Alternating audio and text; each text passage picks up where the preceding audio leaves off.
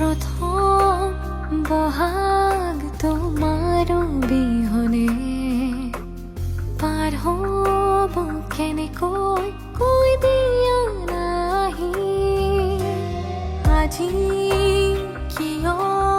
মন খালি খালি লাগে কোনে গাব